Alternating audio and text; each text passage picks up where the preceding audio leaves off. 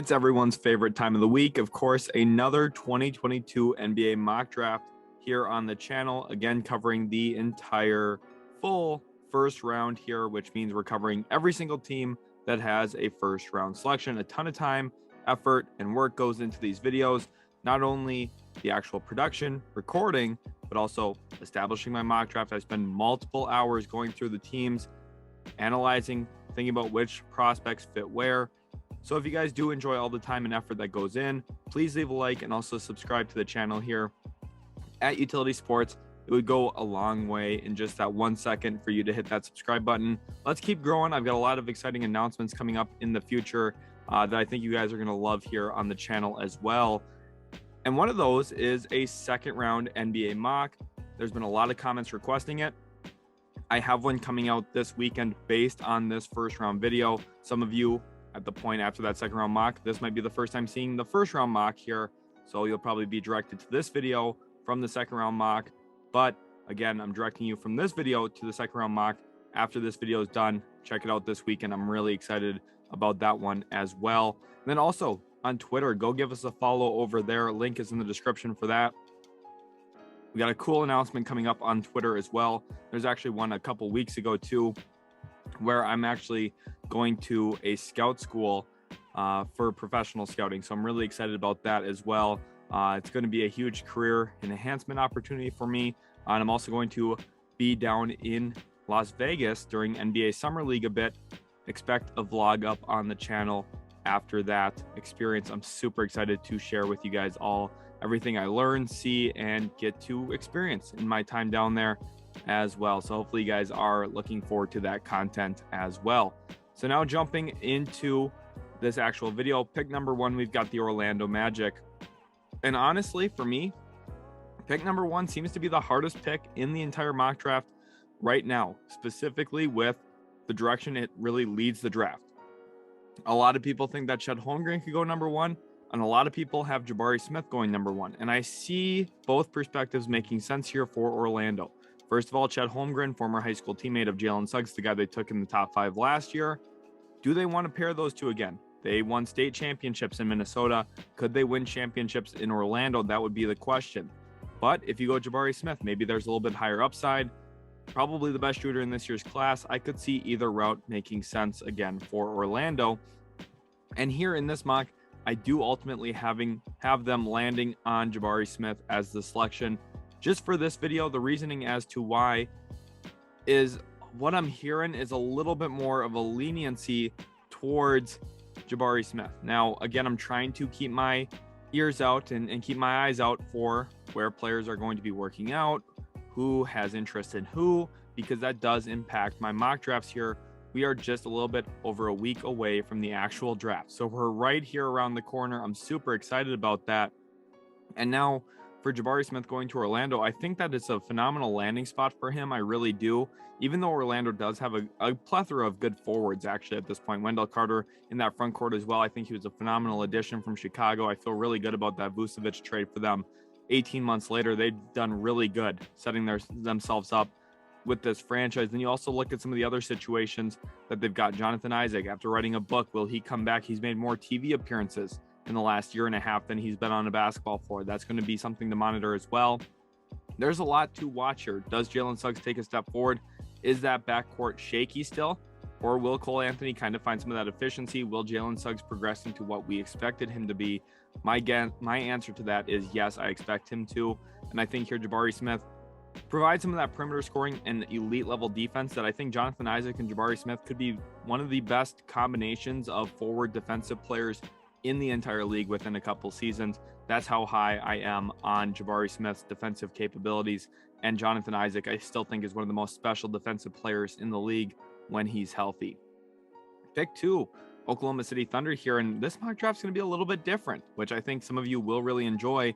And this mock draft is kind of geared toward maybe some of the rumors we're hearing. And one of those big rumors is that Jaden Ivey could be potentially on the Oklahoma City Thunder radar at pick number 2. And there's a lot of reasons as to why this could actually make some sense. First of all, Paulo Banchero goes on record and says he's not a fan of OKC, specifically because remember, he's from Seattle. He loved the Supersonics, he said. And when you look at the situation, Seattle moved to Oklahoma City, probably left a sour taste in his mouth, and that's what really drove those comments home. So maybe Oklahoma City has scratched him off their board. And then for Chet Holmgren, I hear a lot of comments say, oh, we already have Pokusevski. We don't want to take another skinny, lanky white dude. And I understand the idea there. Now, I'm going to say Chet Holmgren is not anywhere close to Pokusevski. He's much more of a sure thing. He really honestly is. They're completely different players, even though their frames are fairly similar. And I honestly think Chet Holmgren is so much more skilled. But considering the human element, could Sam Presti show some concern here that maybe he doesn't want to go Chet Holmgren's route? And Oklahoma City just traded pick 30 for JaMychal Green and a 2027 protected first round pick, which you might say that's not a big deal, but adding to the front court before the draft does kind of show your hand a little bit more. So with some of those recent shakeups, again, not picking 30th, making a move for JaMychal Green, maybe the Pokusevski news and the Banchero rumors that he doesn't want to play in Oklahoma City, it kind of leaves us at a spot where Jaden Ivey goes second overall in this mock draft. And again, I think this is warranted. I think Jaden Ivey is the best player in this class. I think he's going to fit phenomenally well.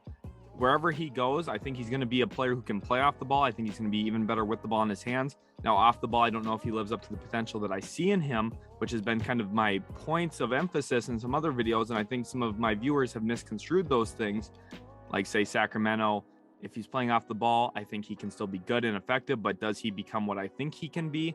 Probably not. Whereas in Oklahoma City, yes, they have Giddey. Yes, they have Shai Gilgeous, but I still think if Jaden Ivey emerges into what I think he could become, Oklahoma City would not be hesitant about putting the ball in his hands. And I think this is actually a pretty good selection for them second overall.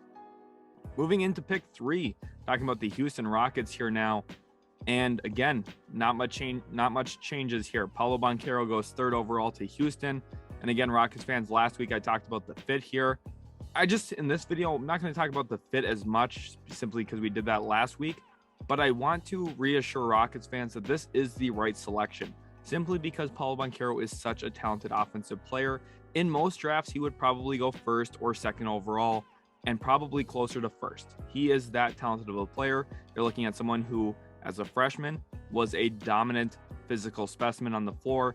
Honestly, at times was physically overwhelming for most of the competition. And the scary thing is the physical component's not even his best element. He's a very skilled and talented player, and the skill orient in his game is really what makes him special. He can dribble the basketball at 6'10", can put it on the deck, rise up in the mid-range area after lulling someone to sleep, can finish around the rim through contact and around it. He's a very talented all-around player. If that three-point shot comes around a little bit more, you're looking at an extremely gifted offensive player. I've likened him in the past to Carmelo Anthony from the New York Knicks, where maybe he's not the most athletic guy like when Carmelo was in Denver. But in New York, you're talking about a lethal first step, really great jab step in the mid-range to give yourself a little bit of separation.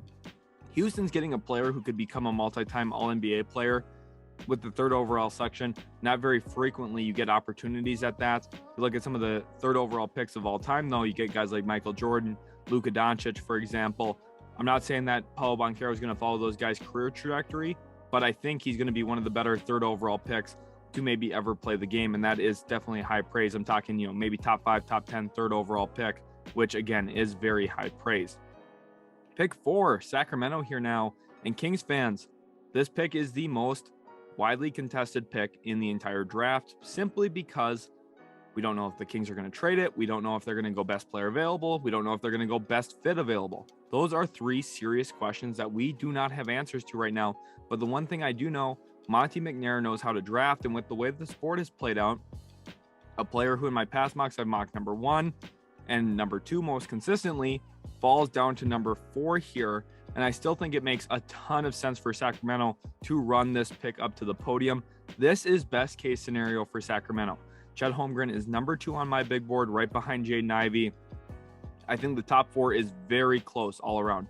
I think, honestly, when you look at the top 4, you can't go wrong with any of the 4 that you land on. They're all elite talent, specifically when it comes to prospects. They're all young. They're all gifted. They can all handle the basketball to a certain extent. I think Jabari Smith's probably the worst out of the 4 when it comes to actually dribbling the ball, but they all impact the game in their own way. And Chet Holmgren, you look at that front court now.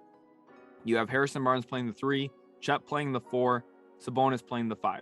you can't dream up a better 4-5 combo, specifically with the idea of building around Sabonis, then adding Chet Holmgren to that. You're looking at a Holmgren-Timmy combination on steroids here because of how talented Sabonis is. Sabonis is such a good passer, can run him out of the high post. But the thing here is you can do the same things with Chet Holmgren, which is what makes these two special together. The high-low offense there in Sacramento would be deadly. And you're looking at adding a skilled big man who's very comfortable being a trail big, knocking down three-pointers in transition, protecting the rim, moving his feet out. He can take guards out on the perimeter a bit, can recover back to the rim, block shots off the glass, trigger fast break opportunities for De'Aaron Fox. I think this is a really great combination here because not only does he fit around Sabonis and Barnes, but I think he also fits very well around Davion Mitchell and De'Aaron Fox. Again, this is best case scenario, and I think this might be enough to actually push Sacramento into the playoff race. And I've been historically low on Sacramento. There's no denying that. When you look at the decision to trade for Sabonis, I was not in favor of that. But if you land up with Holmgren here, it changes everything because I think Holmgren is the perfect filler player you need next to a Fox-Sabonis pairing. Pick number 5, we've got the Detroit Pistons here. And for Detroit, they're in an interesting spot. My favorite player to mock to them has been Jaden Ivey if I see him falling past 4. But of course, we know he went 2nd overall here to Oklahoma City. And now this is where the draft really starts. We kind of know the top 4 players, their talent, who they are as players, and how talented they're going to be. So Detroit here has a decision to make, and I have them addressing the front court here with a player and a prospect I have not mocked to Detroit very frequently in Keegan Murray, but this is a good selection even though I haven't mocked it very frequently because, again, we're looking at a different scenario here where we have Chet fall to 4, Jaden Ivey goes at 2, and maybe Detroit wants more of a sure thing than Shaedon Sharpe, who I've heard a lot of comments expressing some doubt simply because he's a high school player, and I understand as to why. But at the same time, I still think Shaedon Sharpe's going to be a very good player in this league. But going with Keegan Murray is not necessarily the wrong decision here and kind of fits a little bit closer to the consensus idea on maybe what some front offices are going to look at. Again, I don't really play off of consensus very much. I tend to follow my own opinion, but I think this mock is going to be a little bit more fun to look at in what I think could still potentially happen if it does fall a little bit closer to what some of the consensus thoughts are. And Keegan Murray going 5th here is pretty good because you look at the Marvin Bagley deal, they have him playing center, Isaiah Stewart probably off the bench. Keegan Murray can knock down the 3 ball, can hit the offensive glass hard, and is a great positional defender, understands not only how to shut down his own guy, but is actually an underrated help defender as well. You're looking at Detroit adding in some more talent. If Troy Weaver really believes in Killian Hayes, then Hayes is going to go into the season starting as the 2. Or maybe, arguably the starting point guard with Cade being the 2, whatever. Cade Cunningham's the point guard in my estimation. But Keegan Murray here for me, start him at the 4, Sadiq Bey at the 3. You work everything off of that. I like Isaiah Livers off the bench. This Pistons team's got some talent, that's for sure. It's all about trying to make everything come together, and Keegan Murray's one of those players who I think does tie a lot of things together here. Kind of like what we talked about with Holmgren in Sacramento. I think Keegan Murray could have a similar impact here in Detroit. So then pick 6, Indiana here. And I think this pick becomes pretty clear on what Indiana would look to do. And they're going to run this pick up to the podium. They're going all in on the potential. They're going to take the guy who can jump 49 inches. They're going to take the player who's shown some shot creation potential, especially with his pro day. And I know a lot of people are going to say, really, a pro day, that's what you're buying into? Yes, when a player's a high schooler and we don't have as much film on him, the physicals, the athleticism, the pro day, all of those things actually really do matter because there's not a ton of film on this kid. And that's not necessarily a bad thing. If you feel really good about him, you bring him in for a private workout and you like what you see, you take him. And I think that this is actually a really good fit into Indiana. They took Duarte last year. They also traded for Halliburton this year. Indiana needs more athleticism. I think that's the one thing they're missing. Duarte's an underrated athlete. Miles Turner is a solid athlete as well. But I think that they could really use someone who is a transition finisher. And honestly, for me, I think Shaedon Sharpe is going to have an easier time scoring in the NBA than he did in high school. And I know you guys might think that's crazy, but let's talk it through here. The high school courts are much thinner, and Shaedon Sharpe was still playing some of the top high school competition and players we're going to see in the NBA in 2 or 3 years. He was playing against really good athletic players all the time at the high school level on smaller floors, smaller courts, and simply a little bit less talent around him, specifically when it comes to playmaking and shooting. And you put him into a system here in Indiana where you have Buddy Hield, who's a great shooter. You have Tyrese Halliburton, who's a phenomenal passer. I think one of the more underrated passers in the league, and also a good shooter in his own right as well, specifically on standstill opportunities. The court is going to feel so big for Shaedon Sharpe, and I think it's going to let him hit cutting lanes a little bit easier. It's going to let him dive toward the rim with the ball in his hands a little bit easier. And again, for a freak athlete who can jump nearly 50 inches, that's going to be tremendous for him in Indiana. I love this fit a lot for the Pacers. Shaedon Sharpe, a very fun young prospect in Indiana for the first time in the top 9 since 1989. They're going to nail this pick. Shaedon Sharpe is the selection. Then pick 7. We get to Portland here, and Mike Schmidt's probably punching the air right now with Keegan Murray off the board, but he's a smart guy. He knows where to go at this spot, and they're going to address a need that they've had for basically Damian Lillard's entire tenure in Portland, and that's the small forward position. You could also look at Benedict Mathurin maybe being a 2. I could see him playing 3 in the NBA, though, simply with how talented the league is right now. And for me, Benedict Mathurin is a phenomenal fit into what Portland wants to build. He's a talented defender who I think if he really buys in could become one of the better defenders in the league, which I know that's very high praise for him. But we're talking about one of the better athletes in this entire class. And no, not in the sense of a Shaedon Sharpe where he's going to absolutely jump out of the gym and post a 50-inch vertical. But what he's going to do is be very fluid. He's a fluid athlete who can move his hips really well, change directions better than most guys in this class, if not anyone in this class. I think Jaden Ivey would like to have a word with him about that, though. And then you also see someone who has the athleticism to still punch it home on you, gets a lot of elevation on his jump shot. And I think the all-around game here, and as a sophomore, he's a little bit more ready to compete right now and try and help keep Damian Lillard happy there in Portland and try and help this Blazers team win. Let's say they find a way to make a couple moves. They address their front court a little bit more, maybe find a decent power forward using some of their cap space. In free agency, they draft Benedict Mathurin. They come back next year. They have a pretty good chance at making a run in the West, probably not to the Western Conference Finals or the Finals, but when Damian Lillard's healthy, this team is just simply better than what we saw this past year. I know it's right now really easy to get low on Portland. I'm going to warn you about that a little bit. I still think Portland can compete with the Minnesotas of the world and some of the other teams that are a little bit lower in the Western Conference, the New Orleans of the world, even though I think New Orleans is going to get better and better. Portland, they have Damian Lillard. And when you have Dame, you have a shot, and I think they're going to be competitive again next season. Then let's talk about New Orleans. I just alluded to them here in that last selection. In New Orleans, again, a team that I'm very high on their long-term outlook. I think it's a little bit more cloudy than most people look at it as, simply because Zion Williamson, when he comes back, it's going to change things a little bit. Not necessarily for the worst, but they're going to have to figure out how to play together. Remember, Zion Williamson has played 0 seconds with CJ McCollum. So it's going to be a little bit of a difficult situation for New Orleans to navigate, figure out everyone's role on the team, how they're going to help impact winning.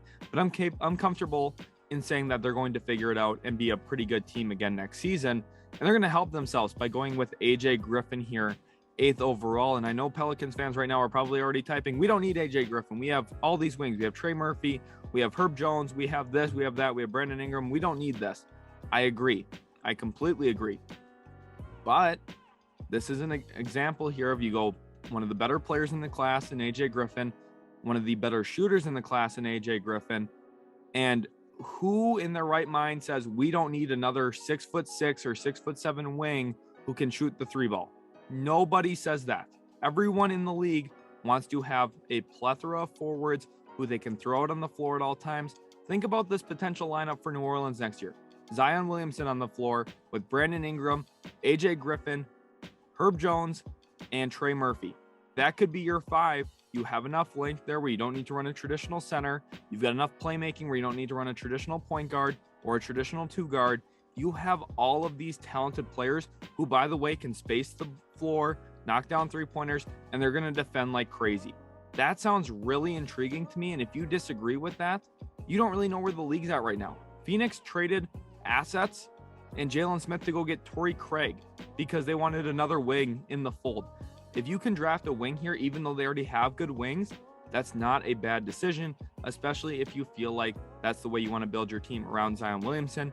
You can kind of run him as a point center where he's athletic enough to protect the rim as a weak side guy, but offensively, you probably run through him. And that is really rare to have a player like that. And the best way to maximize it is putting a vast combination of wings around him, which is why I think AJ Griffin here, 8th overall, does actually make more sense than it seems like at first glance.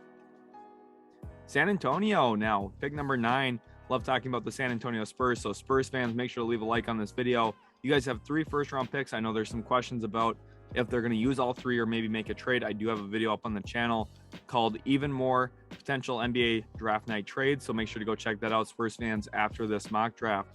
But here with this selection, I have you guys going with Jalen Duren, a player that I am higher than most on, because I think when I look at him, I see a Bam Adebayo 2.0. Now, I'm not sure if he's ever going to reach the ceiling that Bam is currently at, because Bam is one of the best centers in the league flat out.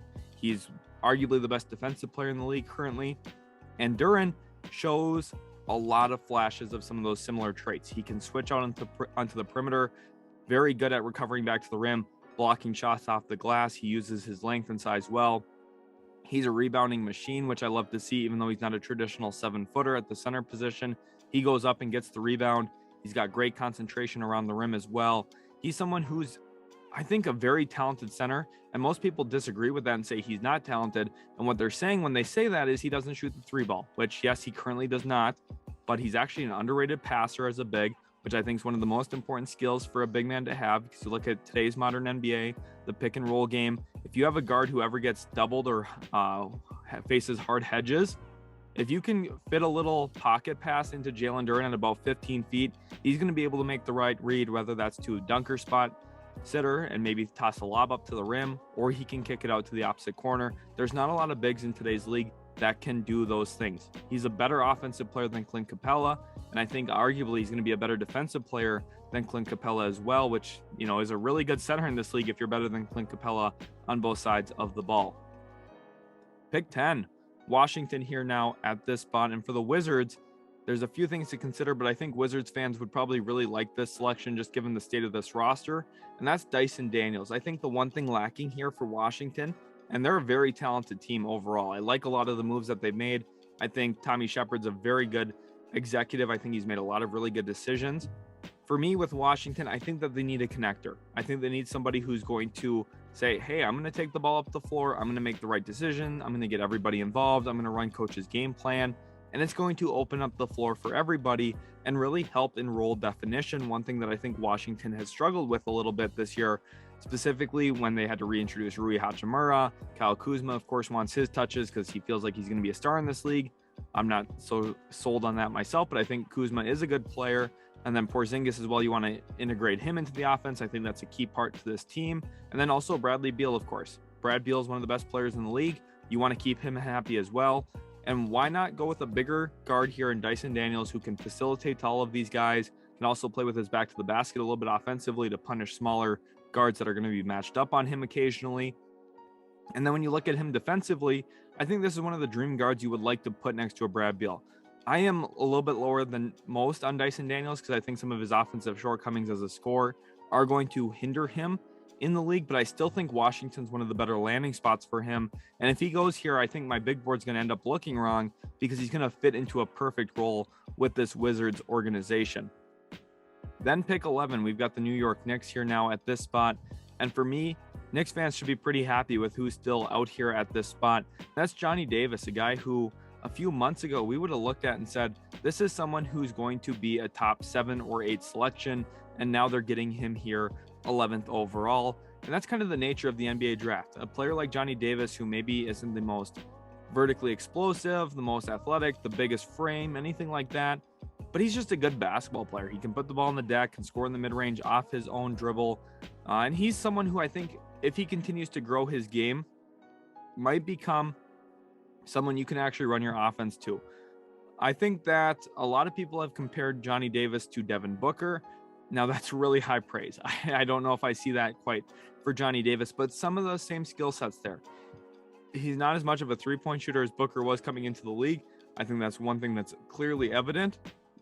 And Johnny Davis is also a year older than Devin Booker was coming into the league. So you have to kind of keep some of those things in the back of your mind for where Johnny Davis is currently at. And he had a better college career than Devin Booker did. There's no question about that. I just think that ultimately his competitive nature fits really well into what Tom Thibodeau is going to want to do on this team. He's going to defend his own position well. He's going to defend with intensity. He's going to get out and run in transition, and he's going to put the ball in the hole ultimately, which I think is a key need here for New York. Pick 12, the Oklahoma City Thunder here again. We've already talked at length about the importance of the JaMychal Green move, and I think it's going to have lasting impacts on what Oklahoma City looks to do. But I think here at 12, again, Mark Williams is just too good to pass up. You're looking at someone who measured in at 7'2". He's got an incredible wingspan. He's got an incredible standing reach. I saw a comment actually on the channel with the viewer who last week was guessing that I would mock Mark Williams here 12th overall to Oklahoma City. And last week I'd actually mocked Jeremy Sohan there. And it was one of the few times I had not mocked Mark Williams here, but I think it's just too easy and too obvious of a selection to not mock it. Honestly, Mark Williams fills a lot of the things that Oklahoma City needs at this spot. They need a serious center. JaMychal Green can still fit as the 4-man here. And I think Oklahoma City goes into next year with an intriguing plethora of guards, specifically with the Jaden Ivey selection 2nd overall in this mock. And then you go in with Mark Williams, who could arguably become the best center from this class. And yes, I'm very high on Jalen Duren. I love Chet Holmgren. But ultimately, when you're looking at a 5-man, Mark Williams does a lot of the things you're looking for with, again, phenomenal size, frame, strength, athleticism. He does it all. I think Oklahoma City gets way better with this selection. 13 now, Charlotte, clearly bummed to not have the Duke kid on the board here for them to take and keep in the Carolinas. But here, ultimately, Charlotte at this spot, they're going to look for more defense. They want to build that defensive identity. If they don't, it's going to be the defining factor of this team. And with Kenny Atkinson recently hired as the head coach, I have some concerns about their capability of doing that if they don't draft defense. So for me, it has to be Jeremy Sohan here from Baylor. They have to make this selection. He is one of the higher IQ defensive players in this class. He was not going to blow you away with his athleticism. He's not going to blow you away with his frame. But what he's going to be is a steady, reliable 4-man who can guard 5s, can guard 3s, maybe at some point switch out onto 1s. Not saying that he's going to do that for entire games, but you're going to live with those switches if they are forced by the opponent, because I think his length, athleticism, and his IQ allow him to at least stay competitive in those matchups. And for me, competitive nature is what Charlotte needs on the defensive end of the floor. Jeremy Sohan has that and more with the IQ. I think this is a phenomenal grab for Charlotte, who also has pick 15 here right around the corner. Pick 14 now, Charlotte, the middleman in between the two Charlotte picks. And for Cleveland here, what I'm thinking is wing. I don't think that's much of a surprise here. There's also some potential trade down ideas for Cleveland in that video I referenced earlier. So Cavs fans, I recommend checking that video out as well. But 14th overall, Ochai Agbaji is the player I landed on here. I've kind of shuffled around with my ideas here. I've looked at guys like Malachi Branham, maybe Atari Eason, which is a little less orthodox, but I think Ochai Agbaji is just the one that makes sense, right? He's in the little bit older age group of the NBA draft, but for me, he's going to fit fairly well with the Darius Garland timeline. He's going to fit really well with the Jarrett Allen timeline. You don't have to be worried. 22 years old is not old, okay? Yes, it's old in comparison to a 19-year-old, but realistically, this is still a player who has plenty of room to develop. And even if he doesn't get any better than where he is right now, he's an NBA rotation player who's going to be able to knock down open shots. He's going to defend. And again, he's another example of a smart player who understands positioning and how to help a team win. We saw it this past year with the Kansas Jayhawks. He was the best player on the team that won the national title. Don't really have to say much more than that. Usually those players tend to work pretty well in the NBA. Look at guys like Jalen Brunson and a few others as well, players who've been super impactful for collegiate programs. Ochai Agbaji was the leader of that Bill Self-led team. And I think here you look at Cleveland adding a player who they can rely on immediately day one going into next season, which is going to be a big statement year for Cleveland after the new gold logo got released. Pick 15 now, Charlotte again back on the board like we talked about. And for them, we're going Tari Eason. We're going to double down on the forwards here because it's all about defining this team moving forward. And we want more athleticism. We want more strength. We want more defense. We want more everything that has to do with winning. And I think Tari Eason and Jeremy Sohan are going to fill in the voids that this team currently has. Now it's possible they look to move 13 or 15 or maybe both.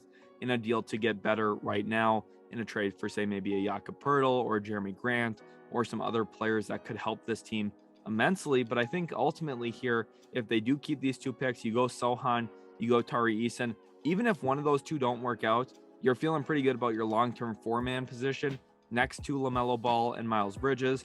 And I think the biggest thing here is, again, the defense. You need physical players who are going to be willing to step up on that end of the floor with some of that dog mentality. And I think Tari Eason's really got that. He's one of the bigger, stronger physical players in this class. And not that he's going to play an enforcer role, but he's going to be the guy that teams don't want to target. I'll leave it at that. Charlotte gets much better here again with this selection. I think you're looking at, again, building an identity. And Charlotte, I've been saying in a lot of my mocks, they need to get better defensively. Until they do that, they are not going to be taken seriously in the East. Look at Boston. They were a defense-first team. Milwaukee is a defense-first team. To win in the NBA playoffs, specifically in the Eastern Conference, as of right now, you need to have a defensive identity that's not only good, but great. And if you go Tari Eason and also Jeremy Sohan, you're at least giving yourself a chance to get there. Pick 16 now, Atlanta, a team that is really in the rumor mill right now. Potentially John Collins trade for what feels like the third straight year that we've heard rumors about that. Maybe Kevin Huerter could get moved. There's a lot of rumors circling Atlanta right now. But 16 here, I think this is a safe and easy selection. You go Malachi Branham. He's young. He's capable of playing right away on day one. And he gives you a little bit of that flexibility on some cheap labor with that rookie contract, where if you decide you want to move off certain guys, you could slot Malachi Branham into those minutes. But if you don't move off of him right now, Malachi Branham's young. He's going to be able to develop for a little bit. And then maybe by the time he's 21, 22, takes a bigger role and has a real impact on this team right away. And I think Atlanta here, playing it safe with a younger player, letting him develop, but he's ready to play now a bit if you need him to, does make a lot of sense here. I think he's not capable of knocking down open jump shots. And I think he's also a little bit better off the bounce than most people give him credit for. The one thing is he's not super quick. So that'll be the one question for me, is how does that blend into Atlanta's offense? But here for me as well, I just think Malachi Branham, too much talent to pass up on here for Atlanta. Pick 17, Houston Rockets here at this spot. And I think Houston's a very intriguing team after going with Paulo Banchero. You could consider a center here, which I don't think a lot of people are talking about. Maybe you look at a guy like Walker Kessler because you want more of a rim protection element, something that Alperen Şengün doesn't really provide you. Or you could look in a few different areas, maybe point guard, a guy like Ty Washington. But for me, I landed on Ousmane Dieng, who'd maybe play more of a hybrid small forward role for this team, probably replacing Jae'Sean Tate in the starting lineup down the road, which is funny because you have one NBL guy in Jae'Sean Tate who was a signing compared to an NBL guy here in Ousmane Dieng who you draft. And I think for Houston, the idea here is we're not going to draft a point guard, but we're going to draft someone who's capable of taking some playmaking and ball handling responsibility away from Kevin Porter Jr. It doesn't really define you to what you want to do with your roster yet. You get better defensively, you get someone with good length, size, defensive intangibles, but you also add to your offensive game a little bit by giving yourself a little bit more flexibility, specifically headed toward the future. I think Dieng, again, another bigger player. You're looking at an intriguing blend of athleticism, size, playmaking here in Houston, of course, headlined by Jalen Green, who is going to be the franchise player for the Rockets for years to come. Pick 18, Chicago here now at this spot in the Bulls. Again, another team that you could look at considering a center here. Nikola Vucevic, he's due a contract extension, and I feel like that trade hasn't aged as well for Chicago as they maybe hoped, but maybe that Vucevic trade is the reason they were able to get Lonzo Ball, Alex Caruso, DeMar DeRozan in free agency. That did change everything about this team. So that Vucevic trade, even if Vucevic's individual play wasn't what everyone wants, it could have led to other things that have been really good outcomes for Chicago. And I think here at 18th overall, you're looking for more wing and forward talent. And I think Nikola Jovic is one of the more underrated, talented players in this class. At 6'11", he can knock down shots on the perimeter. With the best of them, he's got a very repeatable motion, good mechanics, and he's also someone who can put the ball on the deck a little bit. But one area of need here for him is defensively, and this is why Chicago fans are probably letting out a grunt right now. He's not going to solve some of the defensive woes on this team, but here's the thing. Chicago looked really bad defensively when Caruso was out thanks to Grayson Allen when Lonzo Ball was out with some of his injuries, and Patrick Williams missed most of the season. If those three players are healthy, that's a big if, Patrick Williams, Lonzo Ball specifically, but if those three players are healthy, the defensive integrity of this team is simply much better. Specifically Caruso, he's one of the better on-ball defensive guards in this league, and you need to have your players healthy to even have a shot in the playoffs. The goal here with Jovic is you give a little bit more bench talent around your team. I think Patrick Williams has really improved as a playmaker in his time in the league as well. So maybe you have an interesting forward pairing of Williams and Jovic where the two of them can play together, have a little bit of ball in their hands each, and you can work together off of that. Chicago, again, I don't think this solves everything that they have issues with, but I don't think the 18th overall pick is going to fix all of their issues regardless. Moving on to 19, Minnesota Timberwolves here now. And I try so hard not to blush over Minnesota's current situation, which is funny because historically I've been, maybe a little bit more of a Minnesota hater. And for anyone who knows me in real life, you'll understand why. But Minnesota, when you look at the Timberwolves, the reason why I'm so high on them right now is they made a phenomenal hire. Alex Rodriguez has changed this franchise, and he's not even the full-time owner yet. And what I mean by that is this team is starting to spend. They spent on Tim Connelly. Their new president of basketball operations, I think, is one of the brightest minds in the entire league. I think he fully understands the draft. I think he understands how to deal with player relations, maintain good relationships, and build winning teams. Look at what he did in Denver. And I'm not even talking just Nikola Jokic. I'm talking Jamal Murray. I'm talking Michael Porter Jr., even though that contract might be a little shaky. I'm talking Bones Highland. I'm talking the trade for Aaron Gordon. He understands how to build teams up. I'm talking about Monte Morris. He is a phenomenal executive, and I think Minnesota is in such great hands now after hiring him. And yes, it came with an expensive price tag, but it's good. It's leading this team in the right direction. And because of that, I think they're going to go with Jaden Hardy here. Jaden Hardy, to me, is one of the most slept on players in this entire class because the expectations were up to here. Everyone thought he was going to be the next hottest thing. And to be honest, in the G League, he struggled. There's no denying that. But it was a 12-game sample size. 12 games, okay? He was not shooting very efficiently from the field, but toward the end of the season, started to piece things together a little bit more and more. He's a highly athletic guard who's improved as a playmaker immensely from where he was at the high school level. And for me, I think Jaden Hardy is going to become a really good player in this league. I believe in him a lot. I think Minnesota's the perfect landing spot for him because they're not going to rush him in too soon. They've got Anthony Edwards already. They've got D'Lo. They've got Patrick Beverley. Jaden Hardy might not see even 10 minutes in the NBA his rookie season. And if that's the case, fine. I'm sure he will. I'm sure he'll actually play quite a bit. But even if he didn't, you don't define a player's career off their first season. You don't define it off their last season. You define it with everything in between. And I think Jaden Hardy's going to be a perfect example of how everything in between ends up to him being an efficient, effective player in this league in whatever role you ask him to be, whether that's a starting guard, a six-man scorer. He's going to be effective no matter what you ask him to do. I firmly believe that. He's too athletic, too talented of a shot creator to not be. I really do believe that. Pick 20, San Antonio again now on the board, and Spurs fans, after going with Jalen Duren here, 9th overall, 20 is a very important pick for this team. And what I have them going with is EJ Liddell, and I think Spurs fans are going to be very excited about this selection because you have Duren, who's going to be that backup big behind Jakob Poeltl this first season, and it gives Duren time to really grow into what I expect him to become without rushing him, especially with the EJ Liddell selection. You're already adding even more rim protection next to Jakob Poeltl, who's actually one of the more underrated rim protectors in the league already. You get a better blend of athleticism, quickness, ability to score the basketball in the front court, and this lets Keldon Johnson play more of a small forward role, which I think is good for him as well. DeJounte Murray's already a special player, and EJ Liddell is one of those players who can help San Antonio win games right now, while Jalen Duren takes maybe a little bit more time to develop.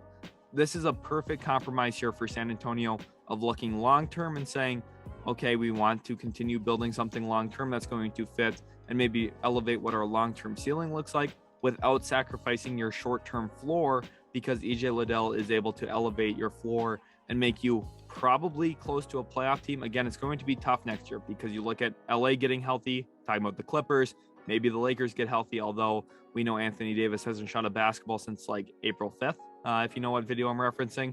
So we'll see, maybe the Lakers don't get back to relevancy. But ultimately, for me, when you look at San Antonio, Liddell is just the obvious no-brainer selection here, 20th overall. 21, Denver Nuggets here now on the board. And with the Tim Conley news going to Minnesota, I had expressed my concerns. I really had, but this recent move with the Oklahoma City Thunder has restored my faith in this franchise for at least right now, because the decisions they made continue to be good ones. Moving off of JaMychal Green for pick 30, giving up a 2027 protected first round pick. Yes, it does definitely hurt your flexibility. They can now not trade their 2026 first or their 2028 first, which does really limit what this team's going to be able to do when it comes to trade negotiations. But they got another pick in this first round for JaMychal Green, while also saving themselves $20 million against the luxury tax. That is huge. That's phenomenal movement here for Denver. And they got a first round pick while saving $20 million. That's a tough thing to do usually. And now at 21 here, I have them going with Jalen Williams out of Santa Clara, who a lot of people are starting to really turn around on and starting to fall in love with this kid. And I understand why. He's someone who's going to be able to guard multiple positions. He's a smart defender. He can handle the basketball a bit, can make the decision out of the pick and roll if you need him to. But I don't even think they're going to use him like that. I think they're going to use him in a way where he's going to be a connector piece. He's going to cut, make the right pass, kind of like what we've seen from Will Barton, but I think a little bit more cerebral. And that's a really good thing to add, because Bones Highland, very good shooter. Jamal Murray, we know how good he is with Nikola Jokic in the pick and roll game. And I think Jalen Williams kind of ties everything in together, because he's capable of playmaking, even though they're probably not going to put the ball in his hands as much because they do have Murray and Jokic. And I also think Nishan Highland or Bones Highland's going to take some of that as well. But Jalen Williams, I think, is just one of those players that a lot of teams are going to say, oh, I wish we took him. I wish we had this guy 4 or 5 years from now, because he's going to just be a smart, cerebral player who is going to make a lot of good decisions, and ultimately, because of that, make a lot of money in his career. 22, Memphis Grizzlies here now. I definitely would have considered Jalen Williams for this team, but with him off the board, it leaves me at a spot where I have to mock Ty Washington, and it seems like the point guard class has really started to take back steps. Dyson Daniels and Jaden Ivey, two players who I consider point guards, have stayed up in the top 10 realm, but everyone else seems to be sliding a little bit, Ty Washington included. But Memphis takes advantage of that here. Ty Washington's probably a better pick and roll player than Dyson Daniels right now, and is someone who I think is going to have a nice long career, probably as a backup guard, which is why Memphis makes so much sense, because there's going to be a heavy market for Tyus Jones this offseason. I feel like in every mock draft here, I have to talk about Tyus Jones and Kyle Anderson. Those are two key contributors for Memphis that made them so special this year, even when Ja Morant was out. And going into this offseason, if you're going to lose one or both of them, you need to find ways to replace them. I think Ty Washington, a really good option here at this spot, simply because you need him to play into that backup point guard role, and I think he's capable of doing so. Moving now into pick 23, we've got the Philadelphia 76ers here on the board. Of course, this selection was going to translate to the Brooklyn Nets. However, it is Philadelphia in control of this selection after Brooklyn deferred the right to draft with Philly's selection to next year, giving them a little bit more time to probably explore the trade market using some first round picks that they got in the James Harden Ben Simmons swap. And here with this spot, I have the Philadelphia 76ers selecting Walker Kessler, who slid a little bit down my board this week, not necessarily because of anything that he did, but because of the reality that sometimes teams look at a big who doesn't right now have a lot to his offensive game. He shot a little bit at Auburn. I think there's room for him to grow into that, but he doesn't have the illustrious ability to put the ball on the deck, play make for others, any of that to his offensive game. And he's also not one of those more switchable bigs. He's going to play simply in drop coverage. The one thing for me, though, is he's great in drop coverage. And I think similarly to what we see with Joel Embiid, who's a very good drop coverage defender as well, Philadelphia finds the backup big that can work into their system, specifically when Joel Embiid's off the floor. We saw how terrible DeAndre Jordan was. We saw how much of a failure Doc Rivers was when it comes to employing other big men. Specifically, look at the Paul Millsap minutes. Those were a disaster. You look at his inability to commit to Paul Reed being the backup big in the postseason. Doc Rivers, I think, did a terrible job toward the end of the year, honestly, with Philadelphia and trying to establish those backup big minutes and just kind of playing around with those lineups a little bit. Walker Kessler, though, however, kind of combines everything together and locks up what you need him to be as a backup center, because he's going to be able to play in the same style and system that Joel Embiid plays in defensively. And he's a good screen setter and lob catcher, which will be very important next to James Harden. And you also look at his ability to box out. I think he's one of the better box out bigs in this league. And actually, I meant to say in this class, but in this league, he's not far off. He is very consistent and reliable with actually putting a body on a guy. You're not going to see him get put back dunks put on his head very often, because not only is he 7'1", but he finds a body and moves them consistently, uses his length and size and body really well to negate offensive rebounding against him. And I think Philadelphia gets a lot better with the backup big position, taking Walker Kessler here 23rd overall. 24th now, we've got the Milwaukee Bucks here, in a team that, had Walker Kessler been there, I would have mocked to them, because Brook Lopez starting to get back toward the back end of his career likely. He could have used a backup big for sure. They showed that interest already trading for Serge Ibaka this past trade deadline. I think Milwaukee has a few needs that this team's going to look for, but here small forward and just forward in general is kind of what you're looking for, and finding a skilled one at that in Jake LaRavia here out of Wake Forest, I think really fits the bill. Specifically, when you look at what works next to Giannis Antetokounmpo, you want shooting, you want intangibles, you want IQ, you want smarts, and you want someone who can maybe play make for others to a certain extent. And I think that's the one thing missing from this roster, specifically when Chris Middleton's out of the game. Yes, the Pat Connaughtons of the world, the Grayson Allens of the world, they can knock down some open shots, be competitive defensively, try and make some plays.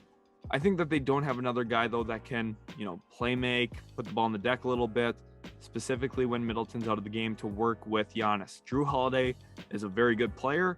He's not as much of a pick and roll guard as everyone wants to believe, which means you need to have other guys who can do stuff with the ball in their hands.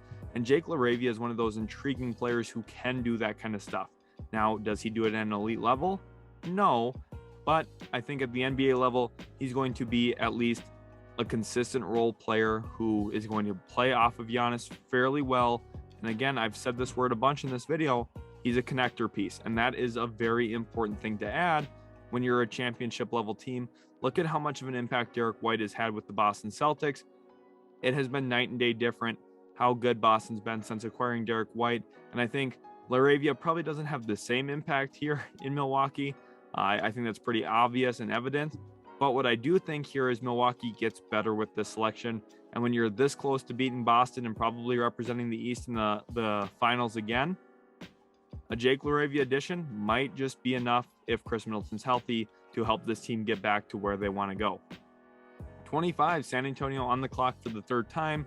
And I'm excited here for this selection as well for San Antonio, because after their past two selections, you get to find another lengthy wing and forward who maybe, again, right now in San Antonio doesn't have a lot of play time for him, but he's going to be cheap labor.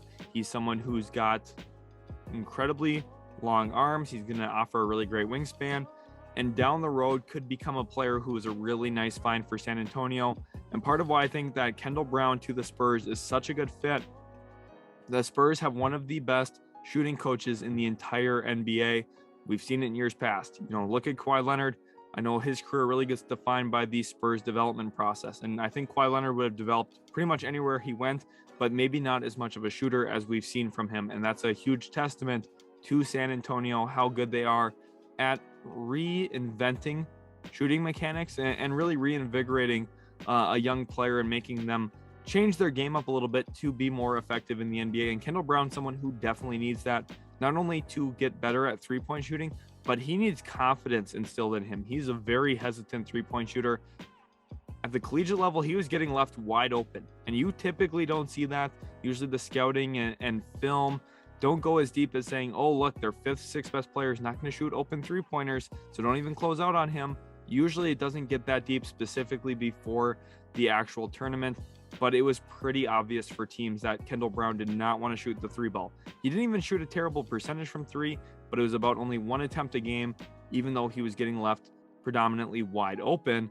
And I think that hesitancy is going to hurt an NBA team if he's not willing to shoot the ball, which is why I don't think he's going to play a ton his rookie season. Maybe he'll start playing a little bit more by year 2. But here, ultimately, for San Antonio, you don't need him to make a contribution right away. And I think this is one of the best landing spots in terms of actually developing this young kid and helping someone who was a former top recruit, not top 10, but top 20, 25 recruits, really become something a little bit more playable at the NBA level. 26, my Dallas Mavericks here now. For those that don't know, I am a Dallas Mavericks fan. I'm still high off the run that we just had in the Western Conference playoffs. Went really far. Of course, the Golden State Warriors beat us down, though, pretty bad in the Western Conference Finals. But it's okay. Luka's only 23 years old. This team's young, fun. I love every little piece that we have. And 26 here, I think, is going to be huge, getting another key player to add in Trevor Keels out of Duke. One of the first times I've actually mocked Keels to Dallas. And the reason why I'm going with Trevor Keels here, watching Dallas by the Western Conference Finals, I think it became pretty obvious that Reggie Bullock and Dorian Finney-Smith were way overtaxed through the postseason. A lot of people would have expected that to be true for Luka Doncic, but it was actually true for Finney-Smith and Bullock because those were really the only two reliable perimeter defenders that the Mavs could go to, specifically with the absence of rim protection right now in Dallas after trading Kristaps Porzingis. The perimeter defense was essential, and by game 17, game 18 of the postseason, you could tell it was starting to have its impact on Bullock and Finney-Smith. And I think Keels here, someone who's going to be able to guard point guards, 2s and 3s, I think, in the NBA level, is going to give them a little bit more versatility with how they match these guys up, specifically come playoff time. He's someone who's got a good physical frame to him, can drive the basketball hard, can handle it a little bit. And he's someone who his all-around game offensively, I think, blends well around Luka Doncic and Jalen Brunson. And then his defensive tenacity, his ability to move his feet laterally with a good, solid, wide frame is going to empower Dallas to use Finney-Smith, Bullock a little bit more sparingly.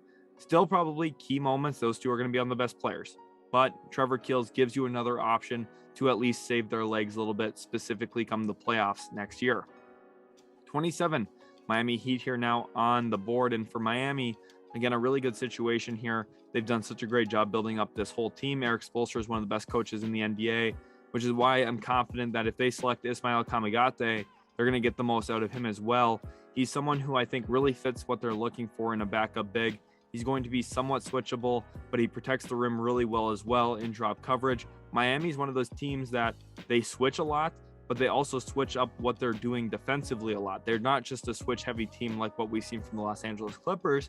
They do go to drop coverage from time to time. And when they do it, they're usually really good at it. And that is a testament to Bam Adebayo. But when Dwayne Dedmon's in the game, it severely limits what they want to do defensively because he is simply not nearly as good as Bam Adebayo. And that's not his fault. No one is. But Ismail Kamagate is a little bit closer. He's going to be able to protect the rim a little bit better. He's more vertical than a guy like Dwayne Dedmon. He moves his feet laterally better than an older veteran Dedmon as well, which shouldn't be a surprise to anyone. And Miami here, the idea is those 16 minutes a game that, say a guy like Bam Adebayo is not in the game, they need to be more competitive, specifically come playoff time. When Bam Adebayo was off the floor, Miami didn't really have much of a chance. That was kind of my read on the postseason this past year. And I think Kamagate probably fixes some of those concerns for Miami. 28, Golden State here now, and the Warriors, another team that you just have to sing their praises. Bob Myers, they've done such a great job building this organization up from the ground up. You look at the decision with Steph Curry. This is a team that hadn't had a pick in the top 5 in terms of their own draft selections, and they built a dynasty. They really have. Of course, trading for Andrew Wiggins, another example of you bring in a former top 5 pick, someone who is selected number 1 overall. You also get a first-round pick in that deal, which is just crazy. They've got a good blend of veteran leadership, talented players right now, and a good blend of young talents as well. So for Golden State, what's the need here? I think they just go good player, and that's Dalen Terry, 28th overall. I love this kid out of Arizona. He's the type of guards that just excel in today's league. He's 6'7", but doesn't necessarily need to have the ball in his hands, can do a bunch of stuff without it. Another connector type piece. And I keep saying that. I think it's so important to find that. Derek White is the exemplary model of that this year. but we've seen it with other players in the past, guys like Draymond Green. Now, Dalen Terry is not going to be a Draymond Green, but he's going to have good impact because he's going to be selfless. He's going to hustle defensively. He's got extremely long arms, about a 7'1" wingspan, an 8'9" standing reach, which is very atypical for a guard. And his blend of athletic profile and dynamism and his ability to run an offense if you need him, but function without the ball if you don't want him to have the ball, fits perfectly into what Golden State's looking to do. He's going to be able to make reads when Draymond Green's not in the game. And I think ultimately here for Golden State, it's just about finding another good young player who fits what your kind of system is. And Dalen Terry, I think, is going to be a hot commodity come draft night, specifically after pick 21. I think really every team's going to start considering him from that 22 to 35 range. If he goes after 35, something bad happened in the NBA draft, because that is going to be a robbery for an NBA team. Pick 29, Memphis back on the board after going with Ty Washington. And here, interestingly enough, for Memphis, I have them going with Hugo Bassan. And now some Grizzlies fans are going to say, who is that? And just because you don't know who a player is doesn't mean he's bad or not worthy of this selection. In fact, I would say it's the opposite. I think he's going to be a very nice steal.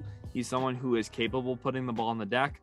And I think, again, for Memphis here, come playoff time, we just saw that I think they were missing a little bit more to their offense. I know it was hard because John Morant went out, but this is another example of a guy who can get his shot off against any defense. He can get it off the move without the ball in his hands or while handling the basketball as well. He's an underrated playmaker. He and Ty Washington can both function as guards off the bench. This is an example here of Memphis suggesting that, hey, we want to get more shooting on this team, because at the end of the year, when we're trying to play Brandon Clark more, if Kyle Anderson was on the floor, those two just did not mesh well together.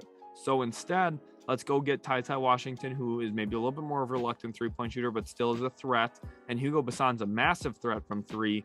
Let's add more youth perimeter scoring. We've got Zaire Williams, who's a phenomenal athlete already. He's progressing along as an offensive player as well.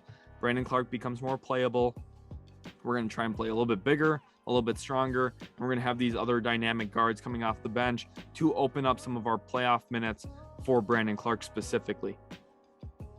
Then pick 30, we've got the Denver Nuggets here now at this spot. And with them now on the board here, final pick of the first round, I'm excited for this. I had a viewer actually DMing me on Twitter for my thoughts on this selection. So if you guys haven't already, go follow me on Twitter. I will be reading DMs today as well from today's video. And 30th, I have them going with MarJon Beauchamp, which is an interesting selection here. For the most part, he has not been in a ton of my first round mocks, but I think he's a player who could go anywhere from, say, 25 to 35, just because he's received the short stick a couple times from me on where I have him going. Doesn't mean I don't see him as being a worthy selection in the first round or a potential selection in the first round. It just kind of comes down to each individual mock, who I see going where at the specific time. And MarJon Beauchamp is the benefactor here of pick 30 with Denver now on the clock here. And I think, again, this is an example of a player who's a phenomenal cutter and is going to work extremely well off the bench next to Nikola Jokic. We talked about the importance of them finding more playmaking, a little bit more shooting as well. And MarJon Beauchamp is a intuitive cutter. And for me, when you look at adding someone who's going to fit off of your dynamic big man, multi-time MVP, you want guys who can put pressure on the rim without the ball in their hands. MarJon Beauchamp is on the short list of guys who can do that in this class and projects to be a really good selection for the Denver Nuggets, 30th overall. Thank you guys so much for watching. Hopefully you did enjoy today's video. If you did, leave a like, subscribe for more NBA draft content. Go follow us on Twitter, and also in today's video, go follow us on Instagram and TikTok. Again, thanks so much for watching. I really hope you guys did enjoy today's mock. They're always so much fun to record. We got a couple big announcements coming up in the near future, so stay tuned for those. And until next time, we'll catch you in the very next Utility Sports video.